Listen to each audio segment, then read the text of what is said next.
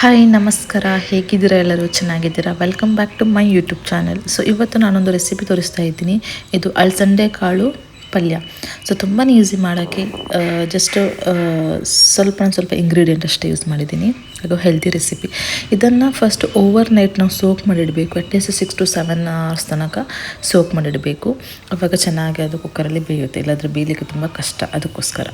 So ಇದನ್ನು over night ನಾನು ಹಾಕಿಟ್ಟಿದ್ದೀನಿ. So ಇವಾಗ ನಾನು ಪಲ್ಯ ಮಾಡೋಣ. ಸೊ ನೋಡಿ, ಜಸ್ಟ್ ಒಂದೆರಡು ವಿಸಿಲ್ ತೆಗೆದ್ರೆ ಸಾಕು ಅಷ್ಟೇ.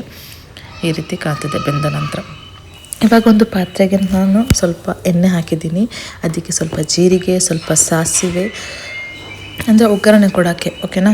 ಸೊ ಆಮೇಲೆ ಸ್ವಲ್ಪ ಅಸಫೋಟಿಡ ಕೂಡ ಹಾಕಿ, ಆಮೇಲೆ ಬೆಳ್ಳುಳ್ಳಿ ಮತ್ತು ಕರಿ ಲೀವ್ಸ್ ಕೂಡ ಹಾಕಿ. ಸೊ ನಾನಿಲ್ಲ ಅದು ಏನು ಹಾಕ್ತಿಲ್ಲ, ಅಸಫೋಟಿಡ ನಾನು ಸ್ವಲ್ಪ ಹಾಕಿದ್ದೇನೆ. ಇವಾಗ ನೀರುಳ್ಳಿ ಮತ್ತು ಟೊಮ್ಯಾಟೊ ಮತ್ತು ಹಸಿಮೆಣಸಿನಕಾಯಿ, ಖಾರಕ್ಕೆ ಎಷ್ಟು ಬೇಕು ಅಷ್ಟು, ಅಂದರೆ ಸ್ವಲ್ಪ ಸಾಕು, ಜಾಸ್ತಿ ಖಾರ ಒಳ್ಳೆಯದಲ್ಲ. ಅದಕ್ಕೆ ಇದನ್ನು ಚೆನ್ನಾಗಿ ಸ್ವಲ್ಪ ಟೊಮೆಟೊ ಸ್ಮೂತ್ ಆಗುವವರೆಗೂ ಚೆನ್ನಾಗಿ ಫ್ರೈ ಮಾಡಬೇಕು ಆಯಿಲಲ್ಲಿ. ಹಾಗೂ ರುಚಿಗೆ ತಕ್ಕಷ್ಟು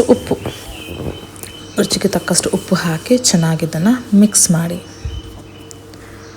ತುಂಬಾ ಟೇಸ್ಟಿಯಾಗಿರುತ್ತೆ ಪಲ್ಯ ಅಂತ, ತುಂಬಾ ಚೆನ್ನಾಗಾಗುತ್ತೆ. ನೀವು ಟ್ರೈ ಮಾಡಿ. ಸಿಂಪಲಾಗಿ ಮಾಡಿದ್ದೀನಿ, ಏನು ಜಾಸ್ತಿ ಮಸಾಲೆ ಎಲ್ಲ ಗ್ರೈಂಡ್ ಮಾಡಿ ಏನೂ ಹಾಕಿಲ್ಲ. ಇದು ಚೆನ್ನಾಗಿ ಫ್ರೈ ಆಗುವವರೆಗೂ ನಾವು ಮಿಕ್ಸ್ ಮಾಡ್ತಾನೆ ಇರಬೇಕು. ಟೊಮೆಟೊ ಮತ್ತು ನೀರುಳ್ಳಿ ಚೆನ್ನಾಗಿ ಎಣ್ಣೆಯಲ್ಲಿ ಫ್ರೈ ಆಗಬೇಕು.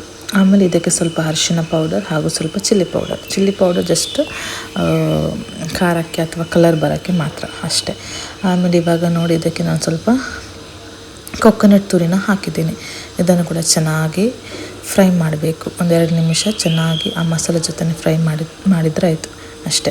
ಆಮೇಲೆ ನಾವು ಅದು ಏನು ಬೇಯಿಸಿಟ್ಟಿದ್ದೀವಿ ನೋಡಿ, ಅಲಸಂದೆ ಕಾಳು, ಅದನ್ನು ಹಾಕಿದರೆ ಪಲ್ಯ ರೆಡಿ ಆಗುತ್ತೆ. ತುಂಬಾ ಟೇಸ್ಟಿಯಾಗಿತ್ತು ಗೊತ್ತಾ, ನೀವು ಟ್ರೈ ಮಾಡಿ.